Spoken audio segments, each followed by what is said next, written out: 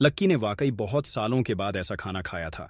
खाना खाकर लग तो बहुत अच्छा रहा था, लेकिन मन ही मन उसे ये बात खटक रही थी कि उसने ये खाना अकेले ही खा लिया था। वो चाहता था कि इस लजीज खाने का जायका उसके दोस्तों की जुबान पर भी घुलना चाहिए। इसलिए उसने रुस्तम से खाना बंधवाने की बात कही थी। लेकिन रुस्तम इस दुविधा में पड़ गया था कि उसके मालिक की डिमांड को कैसे पूरा करे। फिर भी रुस्तम ने कहा, हाँ, हाँ सर, आप चिंता मत करिए, हम अभी पैक करवा देते हैं। जैसे ही रुस्तम ने ये बात कही, वो होटल के मैनेजर को बुलाने के लिए कमरे से बाहर चला गया। उसने मैनेजर को फोन मिलाया और उसे जल्दी से जल्दी सारा सामान इकट्ठा करने के लिए कहा। मैनेजर ने तुरंत सारा सामान मंगवाया और रसोई में अपने खानसामों से बाकी का काम छुड़वाकर उन्हें इस काम में लगा दिया। लगभग आधे घंटे के अंदर ही सारा खाना बनकर तैयार हो गया था और मैनेजर वो सारा खाना लेकर रूम नंबर 888 में आ गया था। वहां के हर अटेंडेंट के हाथ में एक नीले और सफेद रंग का डिब्बा था। मैनेजर ने कमरे के अंदर आते ही कहा, रुस्तम सर, खाना तैयार है। रुस्तम ने उसे इशारा किया और अटेंडेंट ने सारा खाना लगा दिया। रुस्तम ने एक एक डिब्बे का ढक्कन खुलवाया और उसे देखा और उसकी खुशबू भी ली। फिर उसने खाना लक्की की को दिखाया और बोला, सर, आप देख लीजिए, सब कुछ ठीक है ना? अगर आपको और किसी चीज की जरूरत हो तो मुझे बताइए, हम अभी रेडी करवा देते हैं। लक्की ने अपनी आंखों से उन डिब्बों को देखा। उसमें ढेर सारा खाना था। उसके तो सिर्फ 3 ही दोस्त थे, लेकिन खाने को देखकर ऐसा लग रहा था कि इसमें आराम से 15 लोग निपट सकते थे। लक्की ने रुस्तम की ओर देखा और बोला, ये तो बहुत सारा है रुस्तम जी, मेरे तो सिर्फ 3 ही दोस्त हैं, मुझे सिर्फ एक ही बॉक्स दे दीजिए, काफी है। अगर मैं इतना सब अपने साथ ले जाऊंगा तो वेस्ट हो जाएगा। अगर आप चाहे और ये रिटर्न हो सके तो रिटर्न कर दीजिए, और अगर रिटर्न ना हो तो इसे बाकी लोगों में ही बंटवा दीजिए। लक्की ने मुस्कुराते हुए अपने लिए एक डिब्बे का ढक्कन लगा लिया था। मैनेजर ने डिब्बे के साथ एक बोतल वाइन भी रखवा दी थी। जैसे ही लक्की उस डिब्बे को उठाकर निकलने लगा तो रुस्तम उसके हाथ से डिब्बा लेने के लिए आगे आया और बोला, अरे अरे सर, आप इसे क्यों उठा रहे हैं? लाइए, मैं इसे उठाकर रखवा देता हूं। लक्की ने काफी कोशिश की कि वो डिब्बा अपने ही हाथ में रखे, लेकिन रुस्तम डांगी माना ही नहीं और उसने आखिरकार लक्की के हाथ से वो डब्बा ले लिया और उसके पीछे पीछे चलने लगा। उसके समूह के बाकी लोग भी लक्की के साथ उसके पीछे ही चल रहे थे। ठीक है रुस्तम जी, लंच के लिए थैंक यू, आप लोगों से मिलकर बहुत अच्छा लगा। अब प्लीज आप लोग तकलीफ मत लीजिए, मैं यहां से अपने लिए टैक्सी ले लूंगा। लक्की ने सभी लोगों को देखा और रुस्तम से कहा। जैसे ही लक्की का ये कहना हुआ कि इतने में रागिनी भीड़ से निकलकर बाहर आई और उसने लक्की से कहा, सर, आप टैक्सी मत लीजिए, मेरी कार यहीं खड़ी है, मैं आपको छोड़ दूंगी। रागिनी की आंखों में चमक थी। वो लक्की के ऊपर से नजर ही नहीं हटा पा रही थी। लक्की देख पा रहा था कि खाना खाते हुए भी रागिनी बार बार लक्की की ओर देखे जा रही थी। अब जैसे ही रागिनी ने लक्की को अपने साथ चलने का ऑफर दिया तो वो सोच में पड़ गया। उसका मन तो कर रहा था कि वो हाँ कर दे, और ये भी कर रहा था कि ना कर दे। ना वो इसलिए करना चाह रहा था क्योंकि वो नहीं चाहता था कि कॉलेज में लोग उसे घूर कर देखें। लक्की के कॉलेज में किसी के कार से आने की, और वो भी किसी लड़की के साथ, इस चीज की कल्पना कोई नहीं कर सकता था। लेकिन उसका हाँ करने के पीछे का सिर्फ एक ही कारण था, रागिनी। वो रागिनी की धूप से मिचमिचाती हुई आंखों को चाहकर भी मना नहीं कर सकता था, और इसलिए उसने कहा, ठीक है, ऐसा भी कर सकते हैं। जैसे ही लक्की ने रागिनी के साथ जाने के लिए हाँ की, रुस्तम और बाकी लोगों की जान में जान आ गई। रागिनी का ऑफर एक्सेप्ट करते ही वो समझ गए थे कि लक्की उनकी मेहमान नवाजी से खुश था। रागिनी उसे अपने साथ अपनी कार की ओर ले गई और बाकी लोगों ने उससे विदा कर दिया। जैसे ही रागिनी ने देखा कि बाकी लोग निकल गए हैं, वो लक्की की ओर घूमी और बोली, सर, आपने मेरे साथ आने के लिए हाँ कर दिया, इसके लिए बहुत बहुत थैंक यू सर। लक्की ने उसकी ओर देखा और मुस्कुरा दिया। इसके बाद रागिनी के दिमाग में न जाने क्या शक आया। उसने फिर से लक्की की ओर देखा और बोली, सर, आपको मालूम है ना कि लिफ्ट में जिस लड़की के साथ आपकी लड़ाई हुई थी वो लड़की मैं ही थी। I am really sorry sir, मुझे नहीं मालूम था कि मैंने आपके ऊपर डाउट किया, आपको इतना कुछ कह दिया, इसके लिए आप मुझे माफ कर दीजिए सर, प्लीज, रागिनी ने कहा और लक्की का हाथ पकड़ लिया। जैसे ही रागिनी ने लक्की के हाथ को अपने हाथ में थामा, उसके तन बदन में मानो आग सी लग गई। उसे उम्मीद नहीं थी कि रागिनी इतनी जल्दी इसके बारे में बात करना शुरू कर देगी। लक्की ने कहा, अरे ये सब तुम क्या कर रही हो? रागिनी, उसकी कोई जरूरत नहीं है, गलती मेरी भी तो थी। मुझे तुम्हें इस तरह से लिफ्ट में देखकर तुम्हें परेशान नहीं करना चाहिए था, इसलिए माफी तो मुझे तुमसे मांगनी चाहिए। और अब की बार लक्की ने रागिनी का हाथ पकड़ लिया। रागिनी ने भी नहीं सोचा था कि इतना बड़ा आदमी आगे से चलकर उससे माफी मांगेगा। वो उसकी सादगी की दीवानी हो गई थी। लिफ्ट में उसने लक्की के प्रति अपने दिमाग में जो छवि बना ली थी, लक्की उससे बिल्कुल अलग निकला था।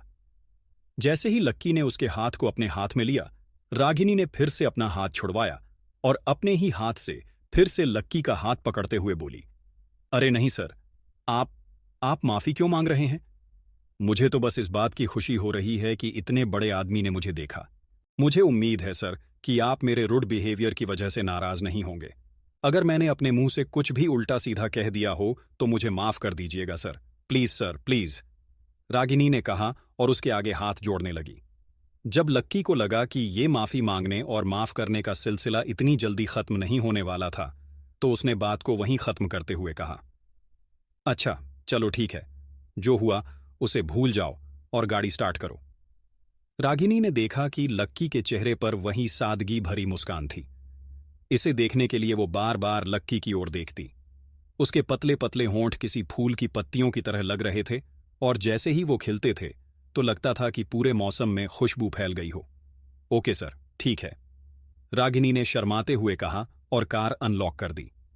लक्की और रागिनी गाड़ी में बैठे और देखते ही देखते उनकी गाड़ी ने लक्की के कॉलेज जाने वाली सड़क को पकड़ लिया था। अपनी जेब से फोन निकाला और अमित को फोन करके पूछा, कहाँ हो तुम लोग? हम लोग अभी यहीं हॉस्पिटल में ही हैं कोयल के साथ, अमित ने कहा। लक्की ने जैसे ही सुना कि उसके दोस्त अभी भी हॉस्पिटल में ही थे तो वो दुविधा में पड़ गया। अब उसे समझ नहीं आ रहा था कि वो खाना लेकर हॉस्पिटल जाए या फिर हॉस्टल आकर उनके आने का इंतजार करे। उसने देखा कि खाना अभी गर्म था और अगर वो हॉस्टल जाता और उनका इंतजार करता तो खाना ठंडा हो जाता और उसका स्वाद भी खराब हो जाता। लेकिन अगर वो गर्मा गर्म खाना लेकर हॉस्पिटल चला जाता तो उधर कोयल गर्म हो जाती। इसी उलझन में लक्की सड़क को देखे जा रहा था कि तभी रागिनी ने उसे देखा और पूछा, सर, आपके कॉलेज ही चलना है ना? रागिनी के चेहरे पर एक मुस्कान थी। लक्की के मन में एक बार के लिए यह ख्याल आया कि हॉस्टल का कमरा खाली है और अभी अमित और बाकी लोगों के आने में कुछ वक्त है। ऐसे में वो चाहता तो रागिनी को अपने साथ उस कमरे में ले जा सकता था। उसकी दिल की धड़कन में थोड़ा इजाफा हो गया था, लेकिन इससे पहले कि वो उसे लेकर हॉस्टल जाता, उसने अपने आप को शांत करते हुए कहा, नहीं, हम लोग हॉस्पिटल चलते हैं, वहां पर मेरी एक फ्रेंड एडमिट है। लक्की ने कहा, ठीक है सर, फिर मैं उधर ही गाड़ी मोड़ लेती हूं, रागिनी ने कहा और गाड़ी को सिटी हॉस्पिटल की तरफ मोड़ लिया।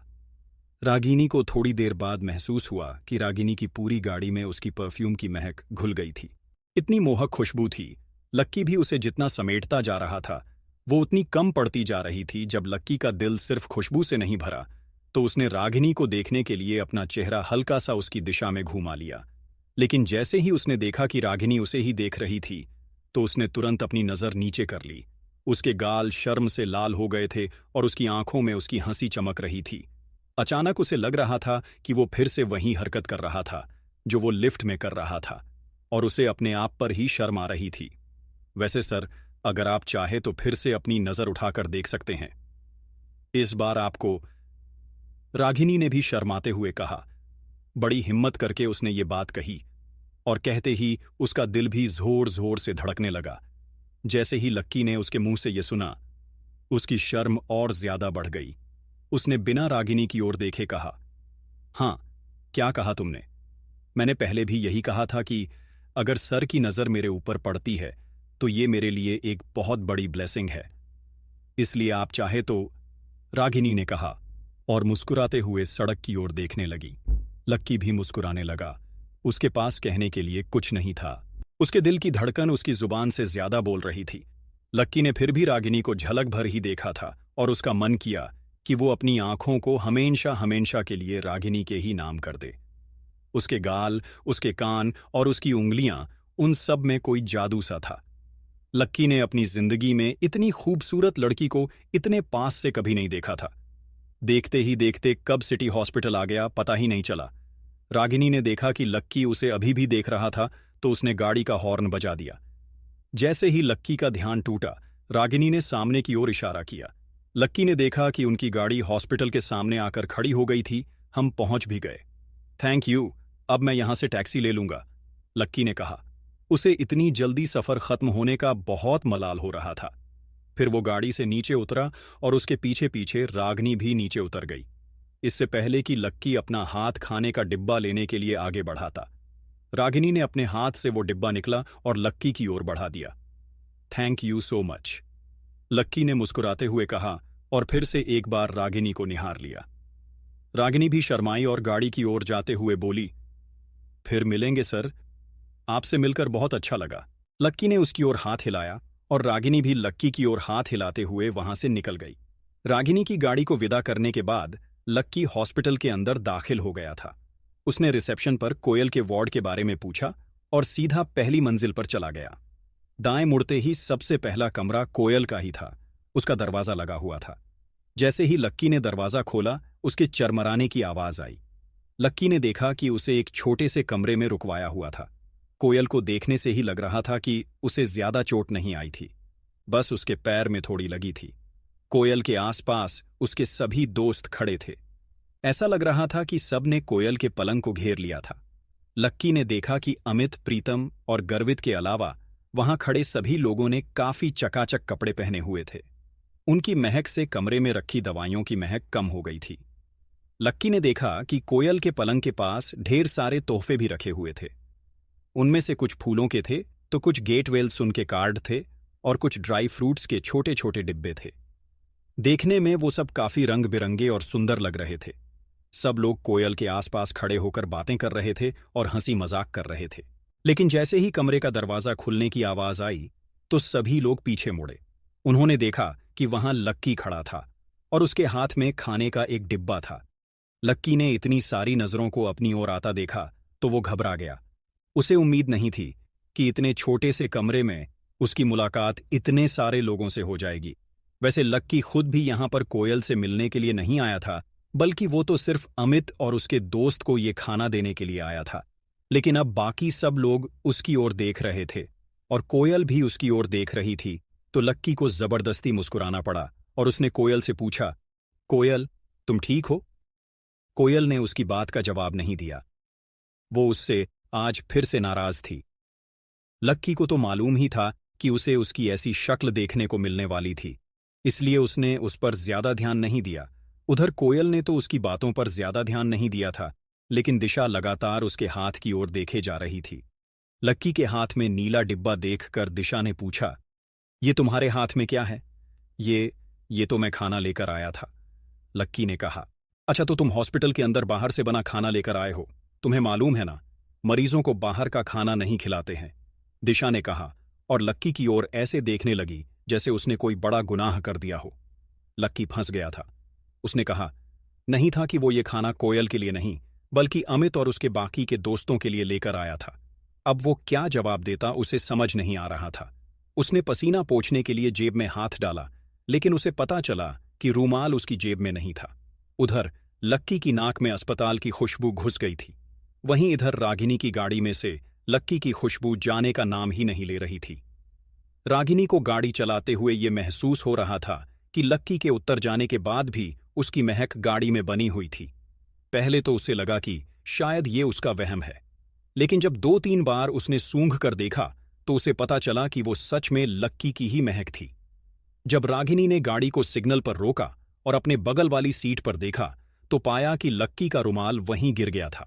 ये वही रुमाल था जिससे उसने रागिनी की शर्ट पर लगा खून साफ किया था।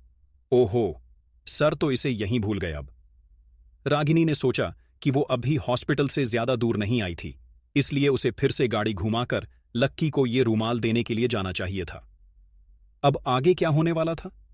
लक्की कैसे अपने आप को कोयल के गुस्से से बचाता और क्या रागिनी उसे रुमाल देने के लिए हॉस्पिटल आ जाती? जब सब लोग लक्की को रागिनी के साथ देखते तो क्या सोचते? उधर जब अमित ने देखा कि लक्की के माथे से पसीना गिरने को था तो वो समझ गया कि लक्की घबरा गया था और उसके पास इन लोगों को देने के लिए कोई जवाब नहीं था। इससे पहले कि वो आगे कुछ कह पाता, अमित बीच में ही आगे आते हुए बोला, अरे देखो, लक्की तो अपना असली हीरो है।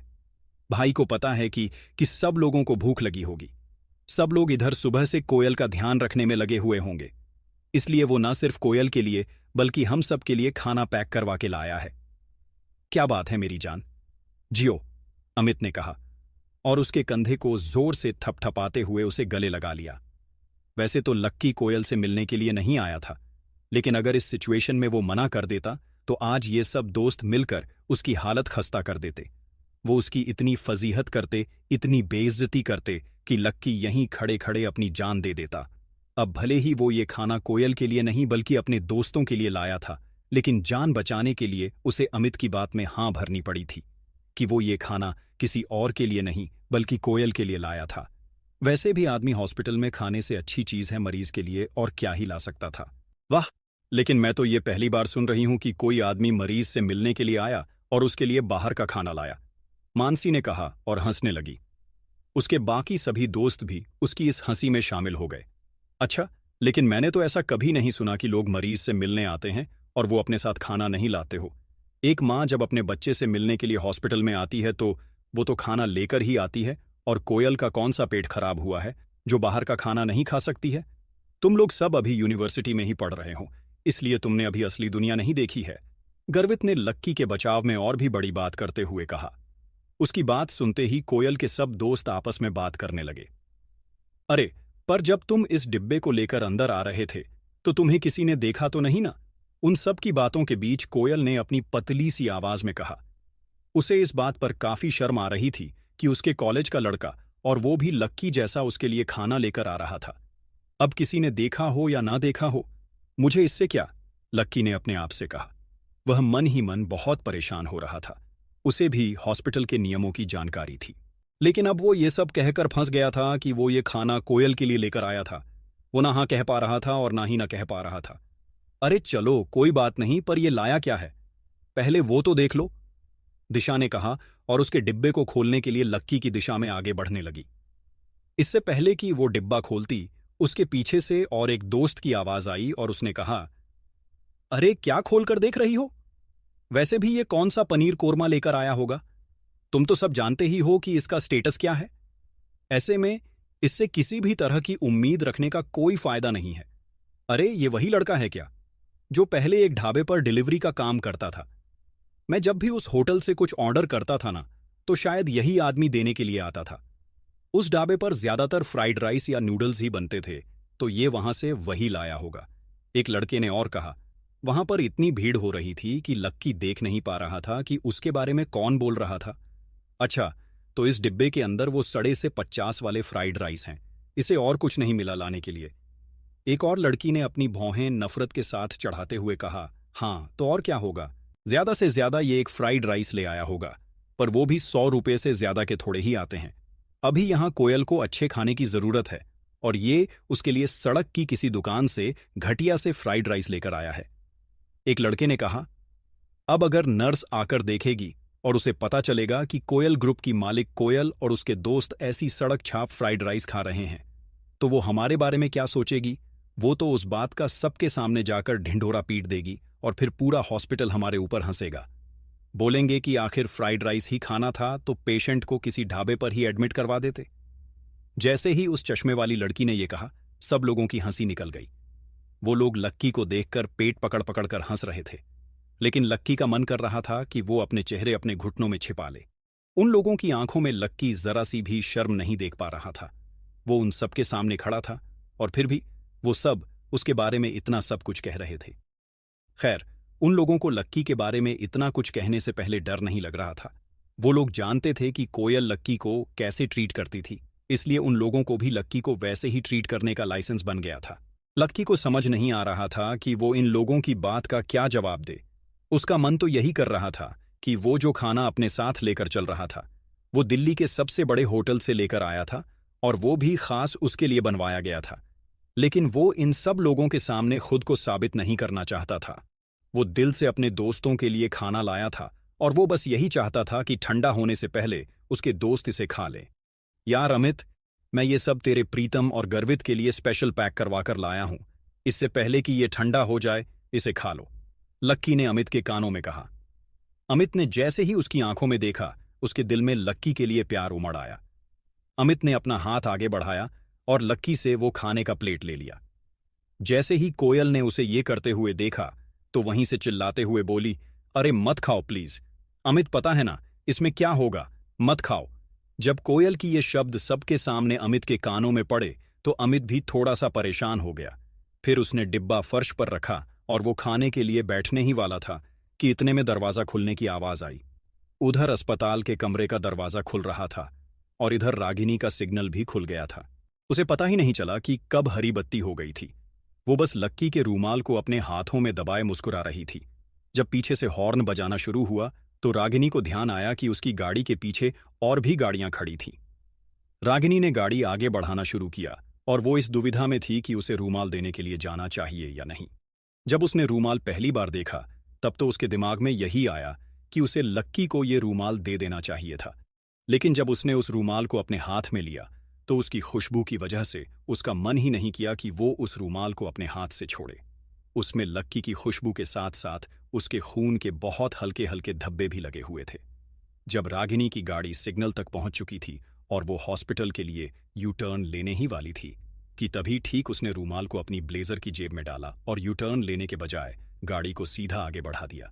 जब देना ही है तो आराम से धोकर ही दे दूंगी, वैसे भी इतना बड़ा आदमी एक रूमाल के लिए थोड़ी परेशान होगा, रागिनी ने अपने आप से कहा और मुस्कुराने लगी। इधर जब हॉस्पिटल में कोयल के कमरे का दरवाजा खुला तो लक्की ने देखा कि सामने प्रशांत खड़ा था। उसकी नजर बाकी लोगों को चीरते हुए सीधा कोयल पर ही जा टिकी थी। कोयल के साथ भी ऐसा ही कुछ हो रहा था और एक दूसरे को देखते ही दोनों मुस्कुराने लगे थे। बाकी लोग तो उन दोनों के लिए गायब ही हो गए थे।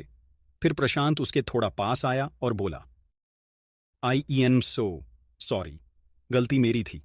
अब तुम कैसा महसूस कर रही हो? तुम्हें चोट ज्यादा तो नहीं लगी? प्रशांत ने पूछा। उसके हाथ पर भी एक दो बैंडेज लगी हुई थी, जिसे देखकर ही पता चल रहा था कि उसकी चोट कोई ज्यादा बड़ी नहीं थी। अरे नहीं नहीं, ऐसी कोई बात नहीं है, बस थोड़ी सी चोट है और हल्का सा फ्रैक्चर हुआ है, इससे ज्यादा और कुछ नहीं है। डॉक्टर कह रहे थे 2 दिन ऑब्जर्वेशन में रखने के बाद वो मुझे छुट्टी दे देंगे। तुम बताओ तुम कैसे हो? कोयल ने चमकती हुई आंखों से प्रशांत को देखा। लक्की देख पा रहा था कि प्रशांत से बात करने के दौरान ना जाने क्यों कोयल की गर्दन हल्की सी टेढ़ी हो जाती थी और प्रशांत भी उसे ऐसे ही देखता था जैसे पहले कभी देखा ही ना हो। इससे पहले कि प्रशांत उसकी बात का कोई जवाब देता, कोयल ने उसे कहा, वैसे देखा जाए तो असल में गलती मेरी है। अगर मैंने तुम्हारे पीछे बैठकर तुम्हें उस तरह से परेशान नहीं किया होता तो इससे पहले कि कोयल उसके आगे कुछ कह पाती, उसके गाल शर्म से लाल हो गए थे और उसने अपनी आंखें नीचे कर ली थीं। इन दोनों की बातें सुनकर अमित और उसके बाकी के दोस्तों का मन कर रहा था कि अपना सिर पकड़ ले। चोट खाने के बाद भी इन दोनों का प्रेम खत्म नहीं हो रहा था। भले ही प्रशांत ने कोयल को भरी बरसात में दिल्ली की सड़क पर पटक दिया था और उसकी टांग में फ्रैक्चर ला दिया, तो भी उसे ऐसे देख रही थी जैसे वो भगवान हो। और दूसरी तरफ लक्की, जो इस गड्ढे के लिए अपनी सीट छोड़कर गया और जो उसके लिए खाना तक लेकर आया। ये लड़की उससे सीधे मुंह तक बात भी नहीं करना चाह रही थी। अमित ने एक गहरी सांस ली और कोयल के आगे हाथ जोड़ ली। इससे पहले कि ये दोनों प्रेम कबूतर आगे कुछ कह पाते, अचानक पीछे से एक औरत की आवाज आई, अरे कोयल बेटी, क्या हो गया? कहाँ गिर गई? कैसे गिर गई? कितनी लग गई? कहाँ लग गई? किस गड्ढे ने मेरी बच्ची को बारिश में गिरा दिया? जैसे ही कोयल ने उस आवाज को सुना वो समझ गई थी कि उसके पीछे का इंसान कौन था। वो औरत कोयल के दोस्तों के बीच से होती हुई सीधी उसके पास आई और उसकी ओर चिंतित नजरों से देखने लगी। जब लोगों ने उसकी आवाज सुनी और फिर उसके कपड़े देखे तो सबकी आंखें फटी की फटी रह गई थीं।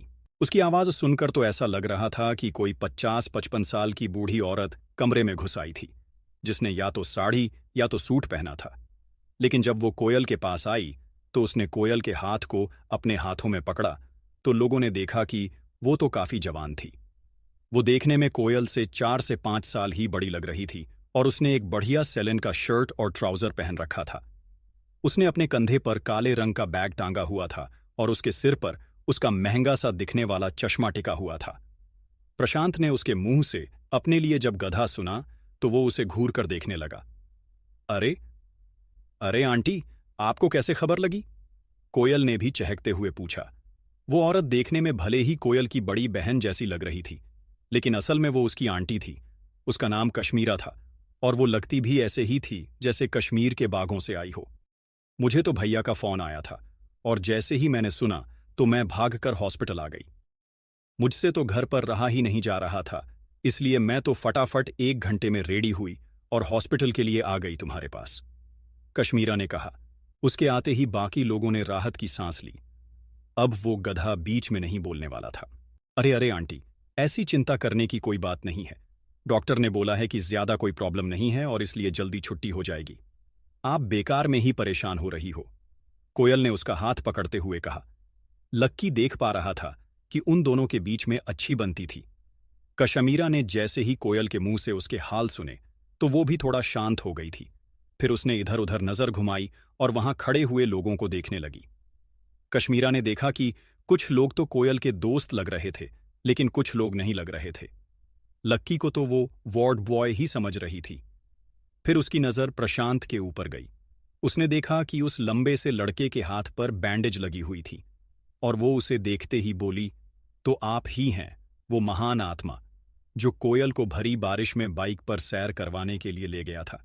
इतने लंबे चौड़े हट्टे कट्टे हो गए हैं, फिर भी इतनी अक्ल नहीं आई कि तेज बारिश में बाइक नहीं चलानी चाहिए। दिल्ली की सड़कें इतनी चिकनी हैं, बाइक तो फिसलनी थी ना। अब इसको ज्यादा कुछ हो जाता तो इसके लिए लड़का कहां से ढूंढते। ज्यादा हीरोगिरी छड़ी है ना, तो उसे उतार लो, जवानी की जोश में ना बुढ़ापा। इससे पहले कि कश्मीरा आगे कुछ कह पाती, कोयल ने उसकी बात को बीच में ही काटते हुए कहा, अरे नहीं, इसकी गलती नहीं है। उल्टा इसने तो हमारे परिवार की हेल्प की है। इसके पापा नहीं होते ना, तो आज हम बहुत बड़ी प्रॉब्लम में फंस जाते। क्या? इसने हमारी हेल्प की थी? कश्मीरा ने उसे देखते हुए कहा। वो पहले से ही सारी बात जानती थी। लॉयन ग्रुप की धमकी के बारे में उसे भी पता था, लेकिन उसे ये पता नहीं था कि ये मैटर सॉल्व प्रशांत के पिता ने किया था। उसे विश्वास नहीं हो रहा था। कोयल ने उसकी आंखें देखीं और सफाई देते हुए बोली, आंटी, प्रशांत की कंपनी छोटी कंपनी नहीं है और इसके पापा तो कल चेतन मित्तल के साथ खाना भी खाकर आए थे। वो दोनों बहुत अच्छे दोस्त हैं। पागल लड़की चीजें जितनी आसान दिखती हैं ना, उतनी होती नहीं। तुझे पता है वो है चेतन मित्तल, खाना खिलाने से मान जाने वालों में से नहीं है। वो कश्मीरा को दुनियादारी की कोयल से ज्यादा समझ थी। वो कामकाज भी देखती थी, इसलिए उसे अंदर से सच भी मालूम थे। अच्छा, तो आपको ऐसा लग रहा है कि मेरे पापा ने कोयल की हेल्प नहीं की? प्रशांत, जो कि अभी तक सिर्फ उनकी बातें सुन रहा था, अब मैदान में कूद पड़ा। कश्मीरा ने उसे देखते हुए कहा, नहीं नहीं, ऐसा नहीं है। बल्कि मैं श्योर हूं कि तुम्हारे पापा ने इस मैटर में हमारी कोई मदद नहीं की होगी, कश्मीरा ने कहा। लक्की उसकी बात सुनकर मन ही मन हंस रहा था। ठीक है, मैं अभी पापा को फोन करता हूं। इतना कहते कि प्रशांत ने अपनी जेब से फोन निकाला और अपने पिता का नंबर डायल किया। लक्की उसे देख रहा था और वो वहां से निकलने के बारे में सोच रहा था। अब आगे क्या होने वाला था? क्या प्रशांत के पिता फोन उठाते? क्या कोयल को लक्की की असलियत का पता चल जाता? अगर चल जाता तो लक्की फिर आगे क्या करता? जैसे ही प्रशांत ने कश्मीरा के मुंह से अपने लिए ऐसी बात सुनी तो उससे रहा नहीं गया। उसने अपना फोन निकाला और सबके सामने अपने आप को सच्चा साबित करने के लिए अपने पिता को फोन मिला दिया। घंटी बज रही थी और सभी लोग उसके पिता के फोन उठाने का इंतजार कर रहे थे। सब लोग जानना चाह रहे थे कि आखिर कौन सही बोल रहा था, कश्मीरा या प्रशांत। लगभग 4 घंटियों के बाद ही प्रशांत के पिता ने फोन उठा लिया था। हेलो पापा, प्रशांत ने जोर से बोला और बाकी लोगों ने भी उसकी बात सुनने के लिए अपने अपने कानों को फोन के थोड़ा और पास सरका लिया। हाँ बेटा बोलो, उधर से उसके पिता ने कहा। पापा, मैं आपसे ये पूछना चाह रहा था कि जब मैंने आपको कल फोन किया और फोन पर यह कहा कि हमें कोयल की हेल्प करनी है, तो आपने मुझसे कहा था कि इस मामले में आपके बचपन के दोस्त हैं चेतन मित्तल, आपकी मदद कर सकते हैं। वो बराबर यही बात थी, प्रशांत ने कहा और बिना अपने पिता के जवाब का इंतजार किए वो आगे बोला, तो आप कल उनसे मिलने के लिए गए थे या नहीं गए थे? प्रशांत के पिता, जो इस वक्त अपने ऑफिस में बैठे थे, जैसे ही उन्होंने ये सवाल सुना तो उनके दिल की धड़कन बढ़ गई। वो प्रशांत को कैसे बताते कि वो गए तो थे, लेकिन उनके दोस्त ने उनकी तरफ देखा भी नहीं था। लेकिन वो जानते थे कि प्रशांत भी जिद्दी था। अगर वो उसे अभी जवाब नहीं देते तो वो अपना कॉलेज छोड़कर उनके ऑफिस चला जाता। इसलिए अपनी लापरवाही पर पछताते हुए उन्होंने अपना गला साफ किया और एक गहरी सांस लेते हुए बोले, बेटा, मैं चेतन से मिलने के लिए गया तो था, लेकिन वो मुझे ऑफिस में मिला नहीं। फिर मैं जब उसके सेक्रेटरी के पास गया तो उसने मुझे बताया कि चेतन तो आज मुझसे मिल नहीं पाएगा, क्योंकि वो अपने कुछ इंटरनेशनल क्लाइंट्स के साथ बिजी है। अब क्या है बेटा कि बड़ा आदमी है, तो उसकी मीटिंग भी बड़ी होगी, इसीलिए वो बीच में तो उठकर मुझसे बात नहीं करने के लिए आ सकता ना। और ऐसा नहीं था कि मैं वहां से उठकर चला गया। मैंने उसका करीब 1 घंटे तक वेट भी किया, लेकिन वो बाहर ही नहीं निकला। उसके सेक्रेटरी ने बताया कि मीटिंग इतनी जरूरी थी कि लंच भी उनके ऑफिस में ही सर्व हुआ था। अब प्रशांत के पिता को तो मालूम नहीं था कि प्रशांत इस वक्त कहाँ था। इस बात से बेखबर प्रशांत के पिता ने अपनी नाकामी छुपाने के लिए चेतन मित्तल को एक मीटिंग में व्यस्त करा दिया था। इतना तो वो भी जानते थे कि प्रशांत चेतन मित्तल के दफ्तर में क्रॉस चेक करने के लिए नहीं जाने वाला था। इधर जैसे ही प्रशांत ने अपने पिता के मुंह से ये बात सुनी, उसकी चेहरे की हवाइयां उड़ गईं।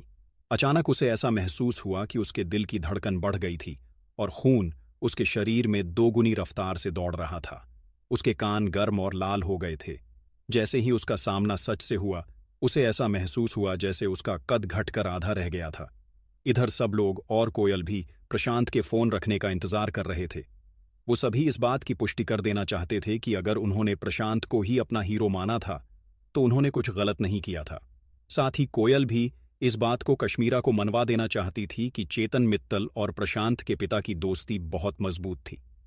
बाइक पर गिरने से पहले प्रशांत ने उसके पापा और चेतन मित्तल की दोस्ती के जो किस्से उसे सुनाए थे, उसके बाद तो कोयल को पूरा विश्वास ही हो गया था कि ये काम उसके पिता ने ही करवाया था। इधर प्रशांत के पिता प्रशांत के जवाब के आने का इंतजार कर रहे थे और इसलिए प्रशांत ने कहा, ठीक है पापा। कोयल कोयल ने आपको अपनी ओर से थैंक यू बोला है, प्रशांत ने कहा और तुरंत फोन काट दिया। जैसे ही उसने फोन रखा, उसने देखा कि कश्मीरा उसे घूर रही थी। उसकी पलकें बार बार खुशी की मारे झपके जा रही थीं। इस वक्त इस कमरे में सिर्फ 2 ही लोगों के चेहरे पर सुकून के भाव थे, पहली कश्मीरा और दूसरा लक्की। प्रशांत ने कश्मीरा से नजर मिलाई और खिसियाकर हंसते हुए कहा, वो मैंने अपने पापा से बात की है और उन्होंने कहा है कि वो कल चेतन मित्तल से पर्सनली मिले थे। उन दोनों ने ही इस प्रॉब्लम को सॉल्व कर दिया है। जैसे ही कोयल ने प्रशांत के मुंह से ये बात सुनी तो उसकी सांस में सांस आ गई थी।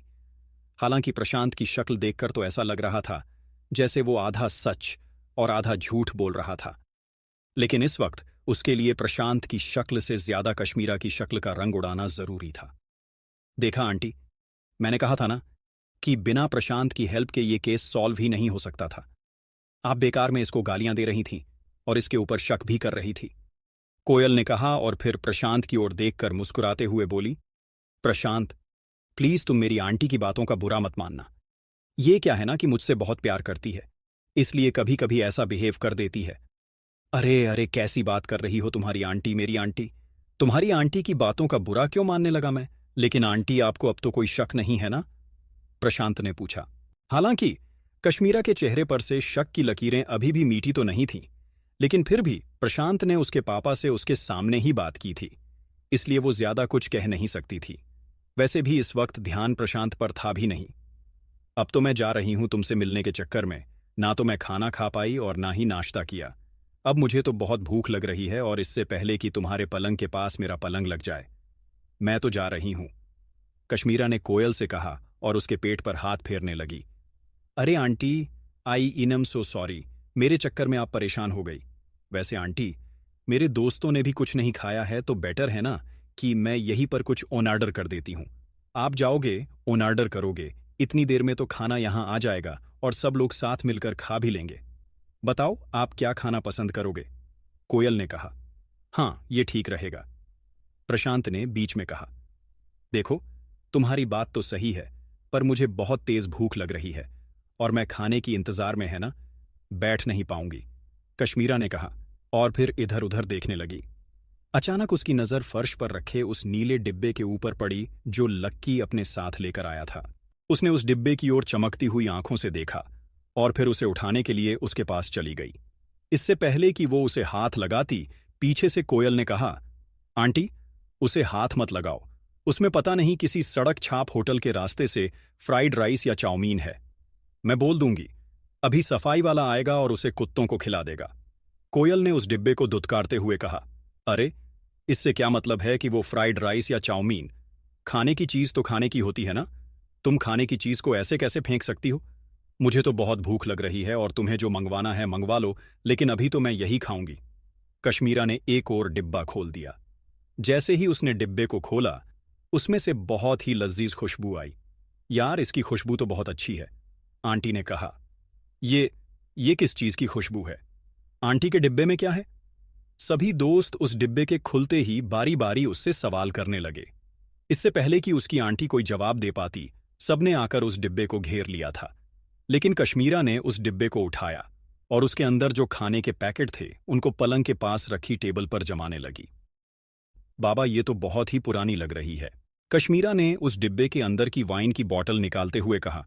उस बॉटल की अंदर की रेड वाइन चमक रही थी। अबे, ये तो 10,000 से कम की नहीं दिख रही है। एक लड़के ने उस बोतल को कश्मीरा के हाथ से अपने हाथ में लेते हुए कहा। क्या तुम सही कह रहे हो? कोयल ने उस लड़के की ओर देखते हुए बोला। उसे उस लड़के की बात पर विश्वास नहीं हो रहा था। चाहे कुछ भी हो जाए, लेकिन कोयल उस बोतल का कनेक्शन लक्की से नहीं बैठा पा रही थी। फिर कश्मीरा ने उस बोतल को अपने हाथ में लिया और उसका ढक्कन खोला। उसे खोलते ही उसकी खुशबू पूरे कमरे में महक गई थी। फिर कश्मीरा ने उसमें से थोड़ी सी वाइन एक ग्लास में डाली और छकने लगी। कश्मीरा ने खुशी खुशी कोयल को देखा और बोली, हाँ, ये सच में ये इतनी ही महंगी है जितनी कि ये लड़का बता रहा है। मैंने इससे पहले सिर्फ एक बार इसे छका था, जब मैं बिजनेस के काम से फ्रांस गई थी। उसका टेस्ट भी बिल्कुल इसके जैसा था। कश्मीरा ने फिर से उस बोतल को नीचे रख दिया था। तब तक बाकी के लोग सारे डिब्बे को खोल चुके थे और उनके खुलते ही पूरे कमरे में उसके खाने की महक बिखर गई थी। अरे, इसमें तो हैदराबादी दम बिरयानी है। कश्मीरा ने देखा और देखते ही जोर से चीख पड़ी। क्या कहा, हैदराबादी दम बिरयानी? बाकी के लोग हक्के बक्के होकर एक दूसरे की शक्ल देखने लगे। और नहीं तो क्या, ये देखो, इसमें पनीर लबाबदार है और इसमें रबड़ी घेवर और इसमें रूमाली रोटी और इसमें चिकन लजीज। ये सब देखकर न सिर्फ कश्मीरा की बल्कि कोयल और उसके दोस्तों के भी होश उड़ गए थे। जितना भी खाना उस मेज पर रखा हुआ था, उसे देखकर तो ऐसा लग रहा था कि उसे बहुत ही चुनिंदा मसालों से बनाया गया था। उसकी खुशबू से ही पता चल रहा था कि उसका स्वाद और उसकी कीमत आम ढाबे के खाने से बहुत ज्यादा थी। इसमें जो भी मसाले पड़े हैं ना, वो इंडिया के तो नहीं हैं, सबके सब बाहर से आए हैं। कश्मीरा ने कहा। कोयल जानती थी कि बिजनेस के काम से उनका इंडिया से बाहर आना जाना लगा रहता था, इसलिए उसने कश्मीरा से कहा, अरे आंटी, अब आप ऐसे हमको चिढ़ाओ मत, हमने पहले ऐसा कभी कुछ नहीं खाया है। कोयल को असल में इस बात से चिढ़ नहीं हो रही थी कि उसने पहले कभी ऐसा खाना नहीं खाया था। वो तो बस इस बात को नहीं पचा पा रही थी कि आखिर लक्की इतना सब कुछ कहाँ से और कैसे लेकर आया था। तो तुम्हें क्या लगता है मैं तुम्हारे साथ मजाक कर रही हूं? अब इससे पहले कि ये सब ठंडा हो जाए, हमें तुरंत इसे खाकर खत्म कर देना चाहिए। अगर इसे बाहर की हवा लग गई ना, तो इसका स्वाद ही खराब हो जाएगा। ओहो, क्या खाना बनाया है भाई साहब? एक लड़के ने कहा। अरे गजब यार, मैं तो खुशबू से ही पागल हो गया। मैंने अपनी जिंदगी में इतना अच्छा खाना नहीं खाया कभी। दूसरे लड़के ने कहा। बाकी लोगों का भी एक निवाला चखने के बाद यही हाल था। सब लोग दबा दबा कर खाए जा रहे थे। अरे कोयल, तुम भी कुछ ट्राई करो, रोशनी ने कहा और एक चम्मच उसकी ओर बढ़ा दिया। कोयल ने झिझकते हुए रोशनी के हाथ से चम्मच ली और उससे थोड़ी सी बिरयानी चखी। जैसे ही बिरयानी के मसाले उसके मुंह में घुले, कोयल का तो माथा ही चकरा गया। इससे अच्छी बिरयानी तो कभी उसने हैदराबाद में भी नहीं खाई थी। एक तो खाना सच में बहुत ही अच्छा बना था और दूसरा कि सब लोगों ने सुबह से कुछ खाया नहीं था, इसलिए लक्की अपने साथ जितना भी खाना लेकर आया था वो सब का सब खत्म हो गया था। चलो, कम से कम तुमसे मिलना आना तो सफल होगा, लेकिन मुझे मालूम नहीं था कि कोई तुम्हारे लिए इतना अच्छा खाना भी लेकर आया था। आखिर कौन है वो जो तुम्हारी इतनी चिंता करता है? कश्मीरा ने कोयल को मजाकिया लहजे में छेड़ते हुए कहा, इससे पहले कि कोयल उसकी इस बात का जवाब दे पाती। कश्मीरा ने कहा, खैर, जो भी हो, मैं तो लेट हो रही हूं, इसलिए मैं निकल रही हूं, अपना ध्यान रखना। बाएं बाएं। इतना कहना था कि कश्मीरा दरवाजे से बाहर निकल गई थी। जैसे ही वो सीढ़ियों से उतरने को थी कि अचानक उसे कुछ याद आया और वो फिर से कोयल के कमरे में दाखिल होते हुए बोली, पैसे वाले तो बहुत से होते हैं, लेकिन अपने पैसों से ऐसा खाना खिलाने वाले ना, बहुत कम। इसलिए जो भी ये लेकर आया है ना, उसे अपनी ओर से और मेरी ओर से थैंक यू जरूर कह देना, कश्मीरा ने कहा और वो वहां से निकल गई। कुछ समझ नहीं आ रहा था कि आखिर लक्की इतना अच्छा खाना लाया कहाँ से और कैसे था। कश्मीरा के चले जाने के बाद रोशनी कोयल के पास आई और उसके कानों में बोली, मुझे लगता है कि तुमने लक्की को बहुत गलत समझ लिया है। तुम्हें उससे माफी मांगनी चाहिए। रोशनी की बात सुनकर कोयल बिफर गई और बोली, मैं माफी मांगू उससे। कोयल के पास इससे आगे कहने के लिए और कुछ भी नहीं था।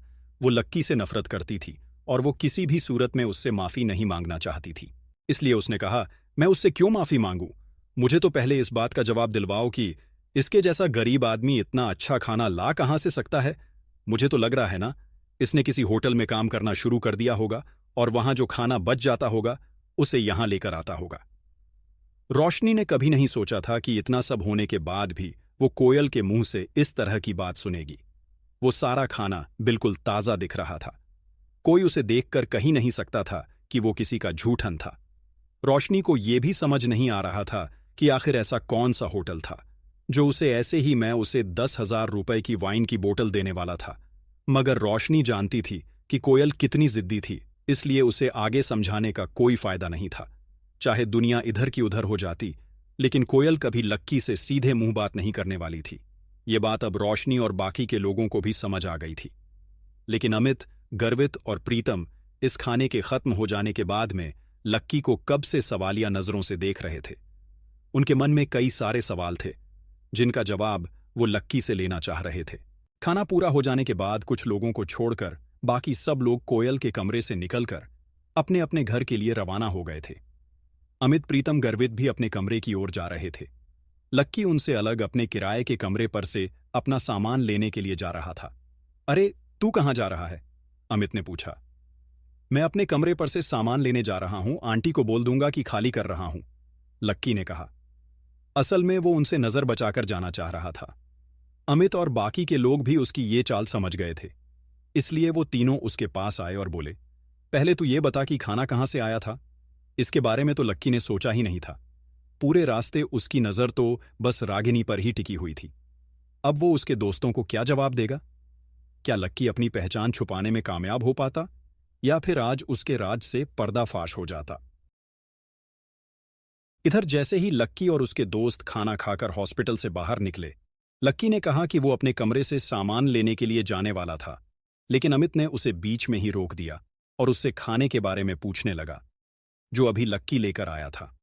वैसे तो लक्की ने उसका कोई ठोस जवाब नहीं सोचा था, लेकिन उसने बहाना बनाते हुए कहा, अरे अरे, वो तो मैंने अपना जॉब चेंज किया ना, तो उस मेडिकल स्टोर पर सैलरी अच्छी नहीं मिल रही थी। तुम लोग तो जानते ही हो, और तो फिर एक होटल में ट्राई किया, वहां पर वेटर की जॉब लग गई है। मैनेजर मेरी सर्विस से भी बहुत खुश है, तो और उसे पता चला कि अब पढ़ाई भी कर रहा हूं और मेरे कुछ दोस्त भी हैं, तो खुशी खुशी उसने मुझे ये सब पैक करके दे दिया था, लक्की ने मजाक करते हुए कहा। बाकी लोगों को लक्की की बात पर डाउट हो रहा था, लेकिन इससे पहले कि वो आगे कुछ कह पाते, लक्की ने कहा, मैं निकलता हूं भाई लोग, वरना आंटी के जॉगिंग जाने का टाइम हो जाएगा, तो हम लोग भी तेरे साथ ही चलते हैं, तेरा सामान पैक करवा देंगे।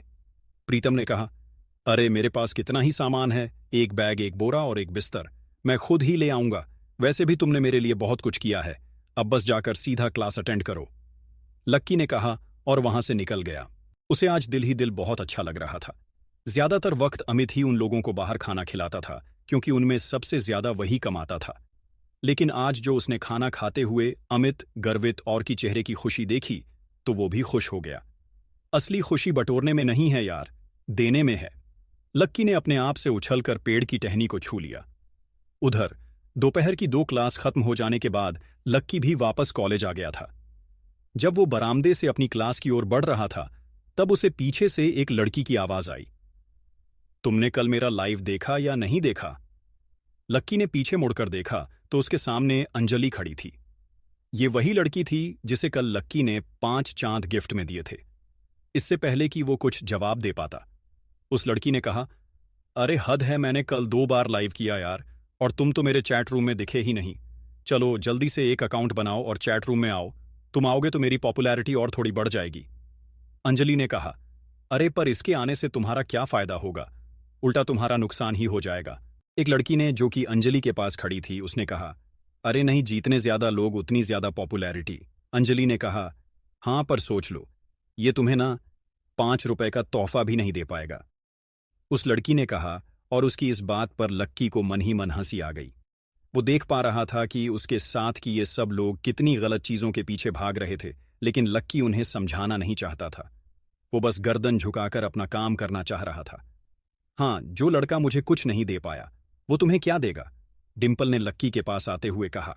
लक्की ने देखा कि उसकी आंखों में गुस्सा था। लक्की को समझ नहीं आ रहा था कि वो अब जब उन दोनों के बीच में सब खत्म हो गया था, तो फिर डिम्पल उसके पीछे क्यों पड़ी थी। हाँ, डिम्पल सही कह रही है। और इस तरह के लोगों को जोड़ने से फायदा ही क्या है जो कुछ दे ही ना पाए।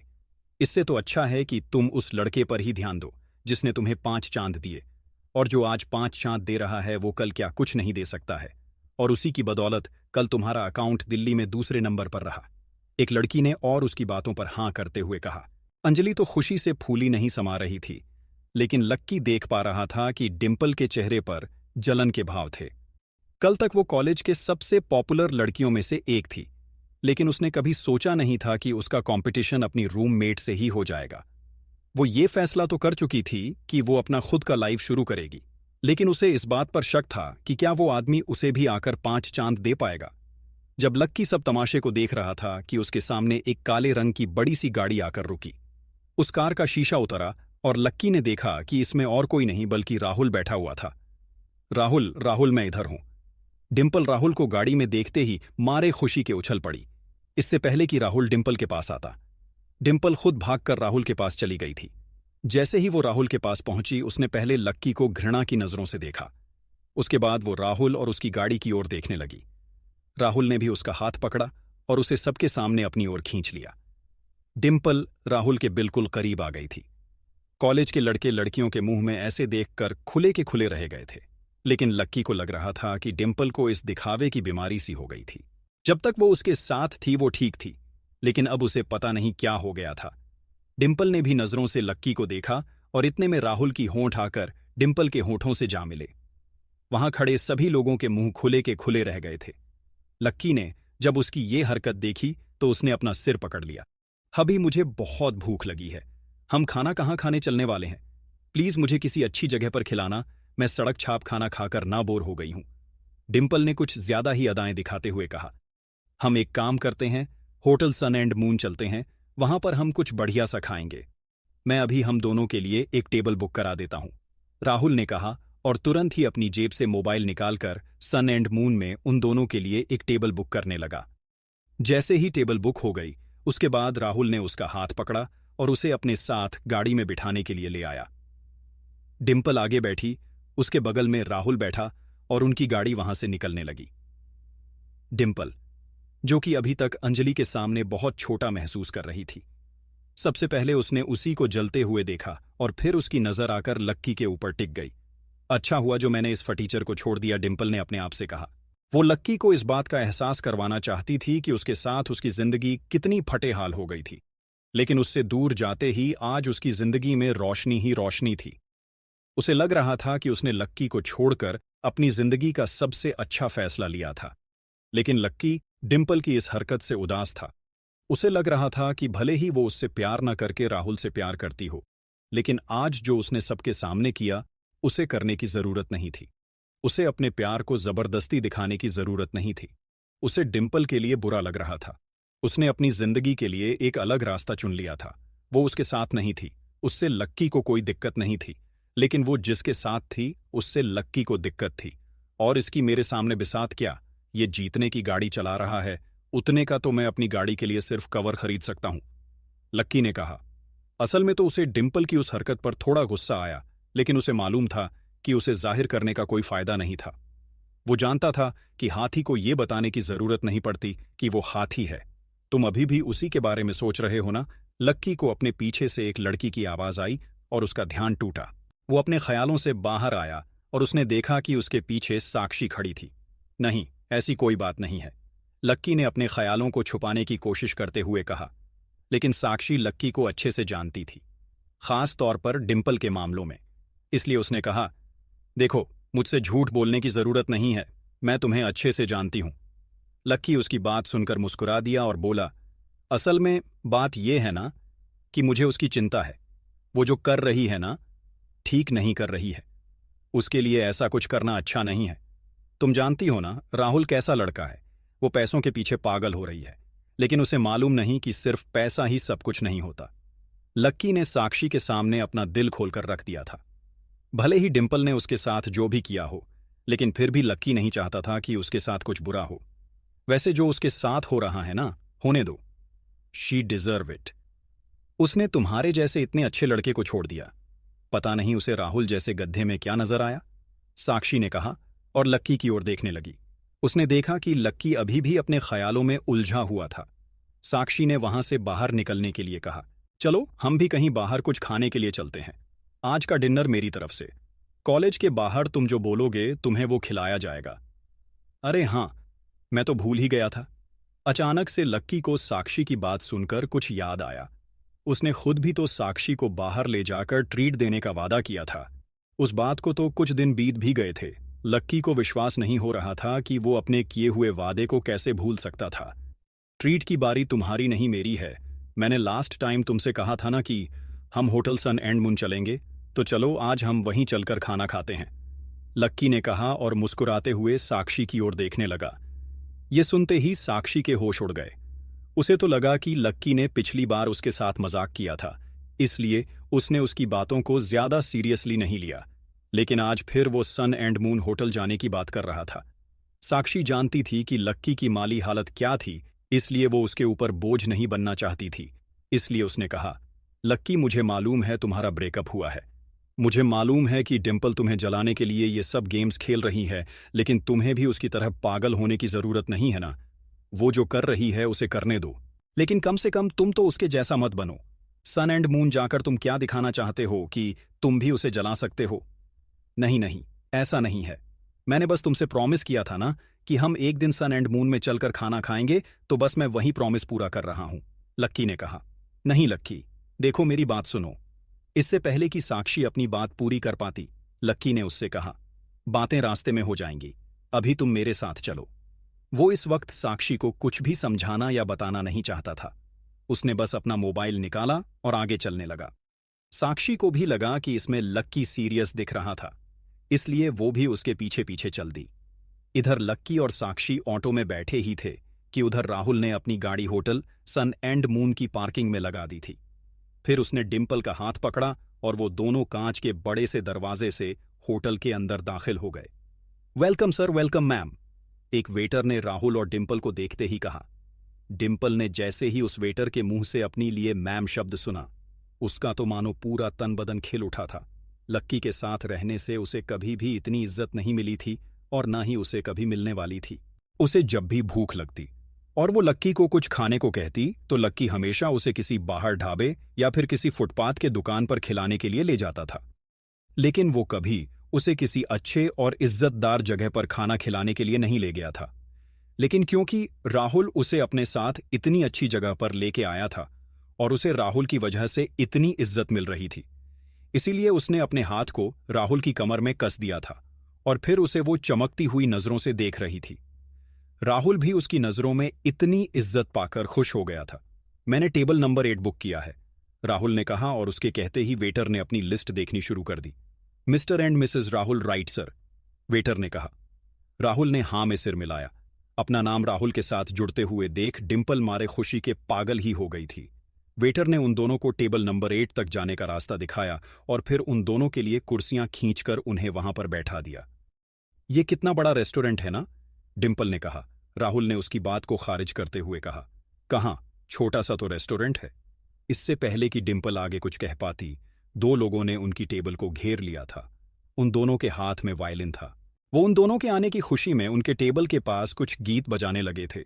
ये देखते ही डिंपल का दिल और भी खुश हो गया था। उसका मन कर रहा था कि वो संगीत पर नाच उठे। इधर उसके कदम नाचने को बेताब हुए जा रहे थे और उधर लक्की भी होटल सन एंड मून में पैर रखने के लिए पागल हुआ जा रहा था। दिन भर की दौड़ धूप के बाद उसे भूख लगाई थी और वो जल्द से जल्द खाने पर टूट पड़ना चाहता था। वहीं उसके बगल में बैठी साक्षी की उस होटल का नाम सुनकर ही भूख मिट गई थी। अब आगे क्या होने वाला था? क्या लक्की और साक्षी डिंपल और राहुल से मिलते? अगर मिलते तो क्या हंगामा खड़ा होने वाला था? क्या लक्की का सच सबके सामने आने वाला था? उधर डिम्पल राहुल के साथ बैठकर अपनी टेबल नंबर 8 के पास उस संगीत का मजा ले रही थी, लेकिन उसे मालूम नहीं था कि अभी थोड़ी ही देर में उसके मजे को किरकिरा करने के लिए लक्की और साक्षी भी यहीं पर पहुंचने वाले थे। जैसे ही लक्की का ऑटो सन एंड मून के गेट के बाहर रुका, उसने पैसे दिए और सीधा होटल के अंदर दाखिल होने के लिए आगे बढ़ने लगा। साक्षी, जो कि उसके उतरने के बाद ऑटो से उतरी थी, होटल के दरवाजे को देखते ही उसके पैर लड़खड़ाने लगे थे। लक्की, एक बार प्लीज फिर सोच लो, साक्षी ने अपने से 2 कदम की दूरी पर खड़े लक्की को देखते हुए कहा। लक्की ने उससे कुछ नहीं कहा। वो सिर्फ उसकी ओर देखकर मुस्कुराया और अपना हाथ उसकी दिशा में आगे बढ़ा दिया। साक्षी को लग रहा था कि या तो लक्की अपने आप को और अपने हुलिये को देख नहीं पा रहा था, या वो देखना ही नहीं चाह रहा था। इस तरह के कपड़े में उसे कौन सन एंड मून जैसी बड़ी जगह पर घुसने देता? साक्षी को यही शक हो रहा था, लेकिन लक्की की आंखों का कॉन्फिडेंस देखकर उसके पास अंदर जाने के अलावा और कोई चारा नहीं था। साक्षी ने लक्की का हाथ थामा और दोनों अंदर की ओर बढ़ने लगे। जैसे ही साक्षी होटल के दरवाजे के पास पहुंची, उसने देखा कि दरवाजे के बाहर 2 पहरेदार खड़े थे, जो कि हर आने जाने वालों पर नजर रख रहे थे। साक्षी ने होटल के बड़े से कांच के दरवाजे के बाहर से ही देखा कि वहां पर एक बड़ा सा झूमर लटका हुआ था, और उस झूमर के नीचे बड़ी बड़ी टेबल पर सब लोग सूट बूट पहने हुए अपने खाने का आनंद ले रहे थे। उनके ऐसे कपड़े और ऐसे रहन सहन देखकर साक्षी डर गई थी। उसने लक्की के हाथ को जोर से दबाया और अपने पैरों को रोक लिया। क्या हुआ? लक्की ने पूछा। मुझे डर लग रहा है लक्की। प्लीज ये ड्रामा बंद कर दो। तुम्हें भी पता है ना कि हम लोग यहां पर नहीं खा सकते हैं। साक्षी ने कहा। देखो, तुम्हें चिंता करने की कोई जरूरत नहीं है। मैं तुम्हें ट्रीट पर लाया हूं ना, तो मेरे ऊपर भरोसा रखो। मैं तुम्हें एम्बैरेस फील नहीं होने दूंगा, लक्की ने कहा और उसका हाथ पकड़कर उसे सीधा होटल के अंदर ले गया।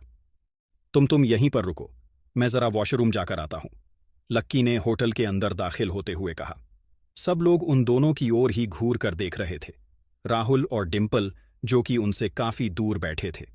बस उन दोनों की ही नजर इन दोनों के ऊपर नहीं पड़ी थी।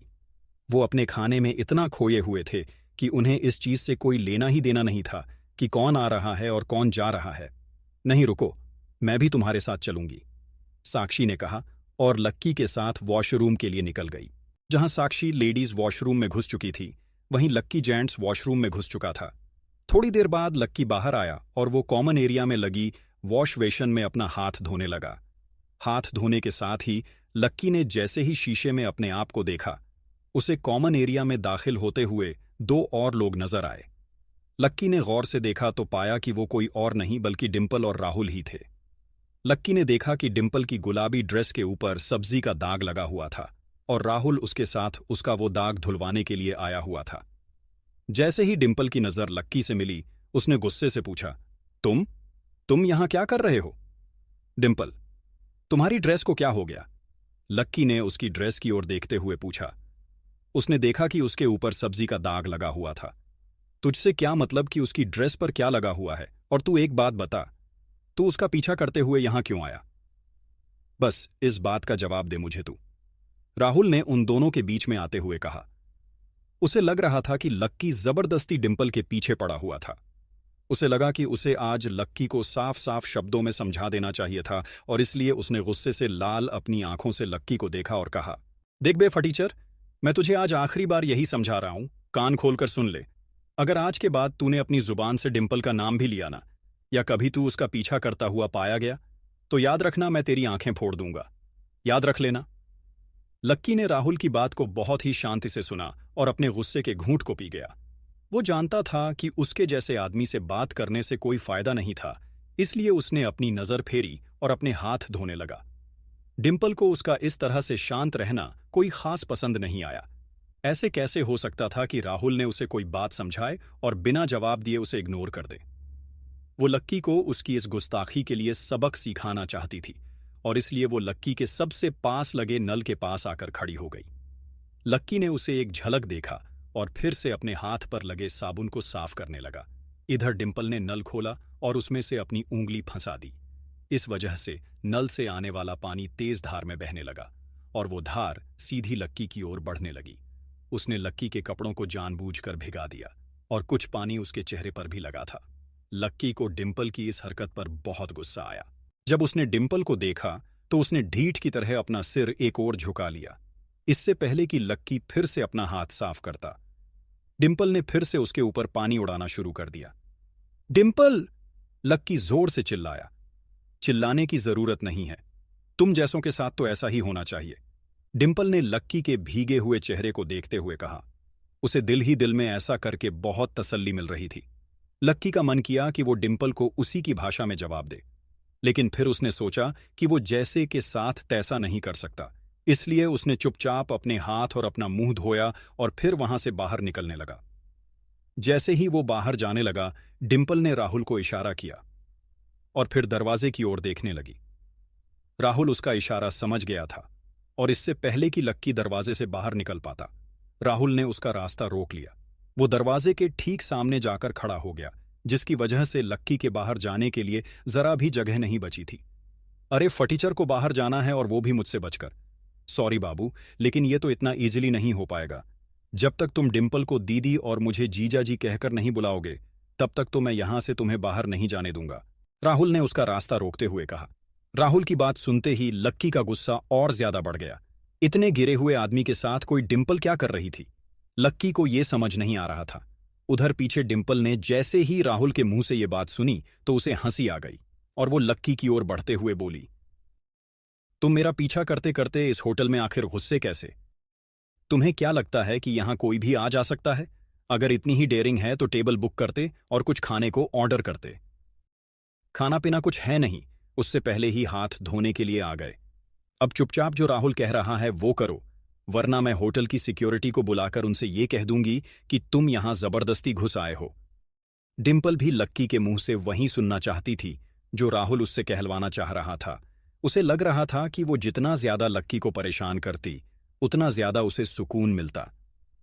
वो उसे हर उस दिन के लिए लक्की को परेशान करना चाहती थी जिस दिन लक्की ने उसे बस में घुमाया था या फिर किसी सड़क के ढाबे पर खाना खिलाया था। इधर लक्की को यह समझ नहीं आ रहा था कि आखिर उन दोनों को उसे परेशान करने में क्या मजा आ रहा था। जब वो उनकी जिंदगी में कोई दखल ही नहीं दे रहा था, तो फिर उन्हें क्या जरूरत थी कि लक्की की जिंदगी में दखल दें। अब तक तो वो सब कुछ बर्दाश्त करता आ रहा था, लेकिन अब पानी लक्की के सिर के ऊपर निकल चुका था। वो पहले ही उन लोगों के मुंह नहीं लगना चाहता था, लेकिन अब उसे लग रहा था कि पानी सिर के ऊपर से बिल्कुल निकल चुका था और अब उन दोनों को उन्हीं की भाषा में जवाब देना जरूरी था। ठीक इसी वक्त जब वहां पर यह सब नाटक हो रहा था, तब साक्षी भी वॉशरूम से बाहर आ गई थी। उसने डिम्पल की कही वो बात सुन ली। डिम्पल, तुझे नहीं लगता कि तू अपनी लिमिट क्रॉस कर रही है? ना लक्की ने तुम दोनों में से किसी को परेशान किया और फिर भी तू सिक्योरिटी को बुला रही है। फिर तू सिक्योरिटी को बुलाकर क्या कहेगी? साक्षी ने डिम्पल को हड़काते हुए कहा। अच्छा, तो आप भी यहीं पर हैं? फटीचर के साथ उसकी टीचर भी आई है, डिम्पल ने ताली बजाते हुए कहा। डिम्पल को उसे देखते ही हंसी आ गई और वो बोली, मुझे सिक्योरिटी को ना कुछ बोलने की जरूरत ही नहीं पड़ेगी। तुम दोनों की शक्ल देखकर ही वो समझ जाएगा कि तुम दोनों यहां पर खाने के लिए तो नहीं आए हो। तुम्हें क्या लगता है ये कोई गली का ढाबा है जिसमें कोई भी आकर बैठ सकता है या खा सकता है? तुम्हें मालूम है यहां पानी की बोतल कितने की है? ये सुनते ही साक्षी की जुबान पर जैसे ताले लग गए थे। उसके पास डिम्पल को देने के लिए कोई जवाब नहीं था। वैसे भी उसे तो यही लग रहा था कि लक्की उसके साथ मजाक कर रहा था या सिर्फ जोश जोश में उसे यहां ले आया था। लेकिन डिम्पल की ये बात सुनकर तो उसका शक यकीन में ही बदल गया था। वो तो लक्की को कहीं और ही ले जाना चाह रही थी, लेकिन लक्की ही मानने को राजी नहीं था। उसके बाद जिस तरह से डिम्पल और राहुल उसके सामने आकर खड़े थे, उसे तो ऐसा ही लग रहा था कि आग में घी पड़ गया हो। इस तरह से डिम्पल की शक्ल नजर आ रही थी। साक्षी को लगा कि बात को यहीं खत्म कर देना सही था, इसलिए वो उससे आगे कुछ नहीं कहना चाहती थी। लक्की, चलो हम यहां से चलें। साक्षी ने लक्की का हाथ पकड़ा और वो जाने के लिए तैयार हो गई। तुम यहां से जाना चाहती हो? और वो ऐसे ही? लक्की ने उसकी ओर शांत नजरों से देखते हुए पूछा। साक्षी देख पा रही थी कि लक्की के सामने इतना कुछ हो गया था, लेकिन फिर भी उसे जैसे कोई फर्क ही नहीं पड़ रहा था। साक्षी को लग रहा था कि वो सब जानते हुए भी अनजान बनने की कोशिश कर रहा था और इसलिए वो उसे वहां से जल्दी निकलने के लिए कह रही थी, इससे पहले कि साक्षी उसे खींचकर बाहर ले जाती। डिम्पल और राहुल ने वहीं से बाहर की ओर देखकर चिल्लाना शुरू कर दिया। अरे सारे लोग आओ, इधर आओ, देखो ये सब लोग क्या कर रहे हैं। ये लोग जबरदस्ती इतने बड़े होटल में घुस गए हैं, और वो भी खाना खाने के लिए नहीं बल्कि वॉशरूम यूज करने के लिए। मैनेजर कहाँ है? होटल का मैनेजर, देखिए आपकी होटल को लोगों ने सुलभ शौचालय बना दिया है। डिंपल की आवाज सुनकर बाहर की ओर बैठे सभी लोगों का अटेंशन उसकी ओर चला गया। डिंपल इसके बाद भी नहीं रुकी और अपनी तीखी सी आवाज में बोली, देखो देखो, इन दोनों को ये सब लोग इतने बड़े होटल में सिर्फ टॉयलेट यूज करने के लिए घुस से आए हैं। इन लोगों ने होटल में सुलभ शौचालय खोला है। इनके टॉयलेट कोई भी सड़क छाप आकर फ्री में यूज कर सकता है। उसे खाना खाने की जरूरत नहीं है।